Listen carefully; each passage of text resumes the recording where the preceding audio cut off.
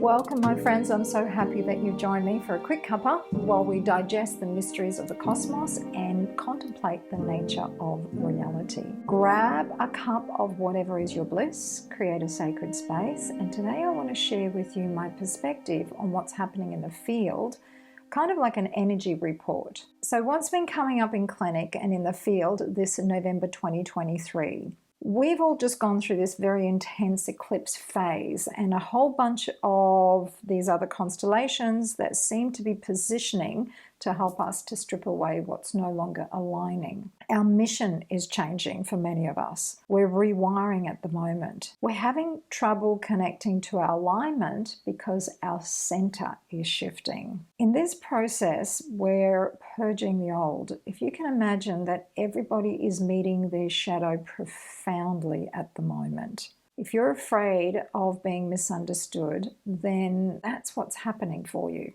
If you're afraid of judgment, then that's going to come up intensely. You could be more judging of others as well because your sensitivity is increasing. Irrational fears, intense emotions, they're all coming up and they could feel more real than ever.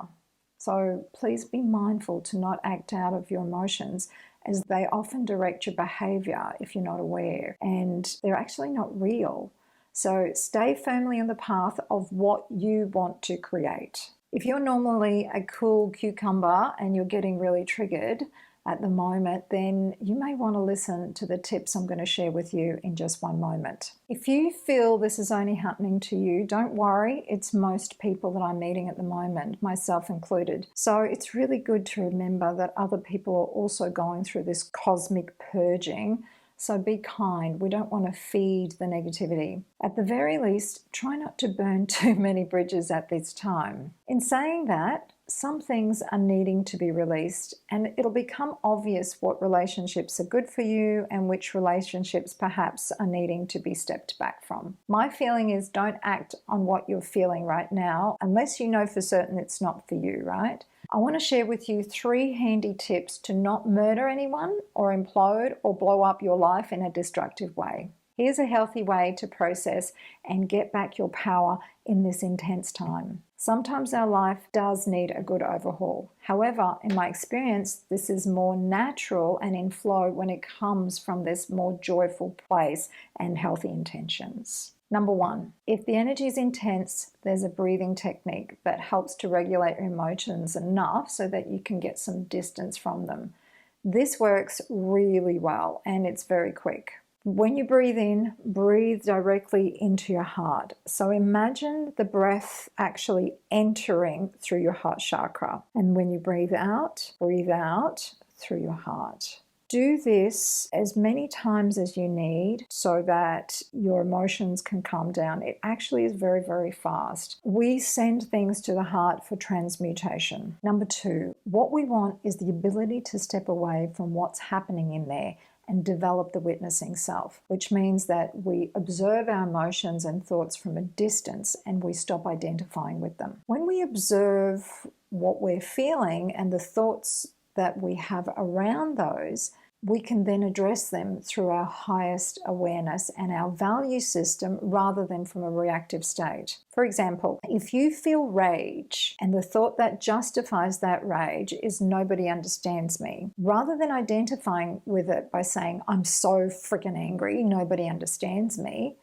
we could simply say, I'm feeling rage coming up and there's a thought that's coming up that says nobody understands me. This way we can really measure it and see if it's true for us. We don't want to start to feed a thought that it's not actually going to be the reality that you want at the end of the day. We need to create distance between the thoughts and the feelings, and then you have more ability to not act on them. Yes, you can feel it, but don't feed it. And also allow them to flow through you. Simply witnessing our emotions and thoughts will dissipate the charge on them. Number 3, be aware of the things that you're doing to distract from these intensities. If you're avoiding, then you'll be met with more of what you have. So let's say you're feeling this rage, this guilt, this fear. If you're not willing to just observe these feelings, then you may want to just push them down, you might act them out, or you might even distract from them. That's the birthplace of addictions. If it's intense, then do the breath work.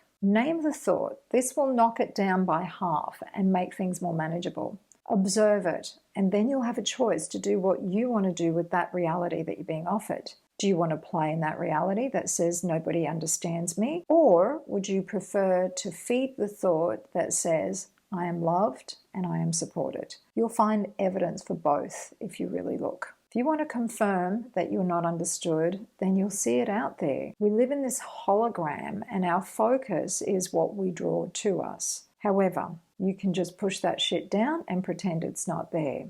Whatever you resist persists. I hope this has helped you in some small way to assist you in navigating this reality that we're in and that we're all playing in right now. If you want to get notified of my next episode, sign up and set your notifications. Go to my website and sign up for some daily affirmations that will give you a thought to contemplate daily to start your day remembering who you are.